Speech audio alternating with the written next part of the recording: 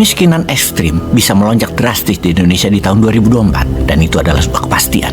Pagi-pagi dapat WA dari sahabat yang mengajar di kampus kenamaan di wilayah timur Amerika. Ya bikin senewan juga membacanya. Kalimat kemiskinan ekstrim akan meningkat tajam di Indonesia itu seakan pemerintah sekarang gak bisa kerja apa. Ini seakan tidak percaya bahwa apa yang dilakukan oleh pemerintah sekarang seakan tidak ada bagusnya gitu. Kata-kata meningkat kemiskinan ekstrim ya harus dibuktikan, dimana hal itu tidak mungkin terjadi melihat pembangunan dan pekerjaan yang dilakukan oleh pemerintah sekarang adalah yang tercepat dalam 7 presiden kalau dibandingkan dengan presiden-presiden yang lain. Apalagi saat ini kita memiliki pejabat yang serba bisa, sehingga apa-apa bisa cepat terrealisir. Lah, tahu-tahu kemiskinan ekstrim meningkat. Karena apa? Itu sebuah statement yang harus dibuktikan tentunya. Bahkan di kalimat jawabannya, setelah saya tanya lengkapnya, dia mengatakan hampir 7 juta warga Indonesia akan miskin ekstrim. Miskin ekstrim terjadi puncaknya di ujung masa jabatan Pak Jokowi. Anda bayangkan, presiden yang lovable dibilang di ujung masa jabatannya akan membuat Indonesia meningkat warganya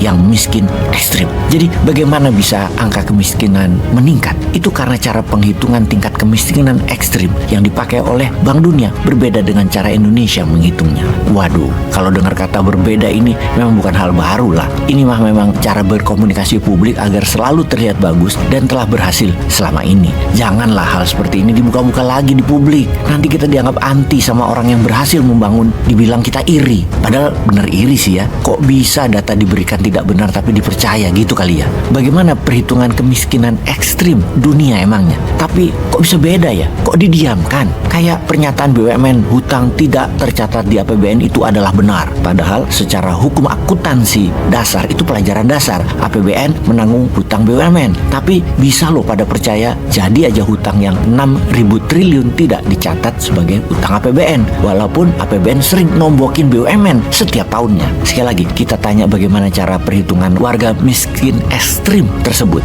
Dalam PPP atau Purchase Power Parity, atau kalau sederhananya paritas daya beli, merupakan teori ekonomi untuk menyetarakan harga sekumpulan barang yang identik di berbagai negara. Teori paritas daya beli mengharuskan barang-barang tersebut memiliki harga yang setara pada negara satu dan lainnya. Dasar yang mendasari konsep paritas harga adalah hukum satu harga. Dalam perhitungan Bank Dunia di tahun 2011 adalah $1,9 per hari per warga, alias warga yang memiliki pendapatan di bawah itu dianggap miskin ekstrim. $1,9 adalah sekitar 30 ribuan rupiah, dan ada 5 jutaan atau 5,8 juta warga Indonesia di level miskin ekstrim ini dalam catatan Bappenas. Sejak tahun 2017 Bank Dunia diubah standar dunia menjadi $2,15 per harinya, artinya sekitar 35 ribuan rupiah. Namun sampai saat ini pemerintah belum ubah patok standar dari $1,9 ke $2,15. Apa nanti aja setelah 2024 ya? Gitu. Oke, kita lanjut. Lalu aslinya 5,8 jutaan warga miskin ekstrim tersebut, bagaimana cara mengentaskannya atau menghilangkannya atau dinaikkan pendapatannya ke UMR saja misalnya sebagai patokan. Yang terendah katakanlah kita pakai buat ukuran adalah UMR Jawa Tengah,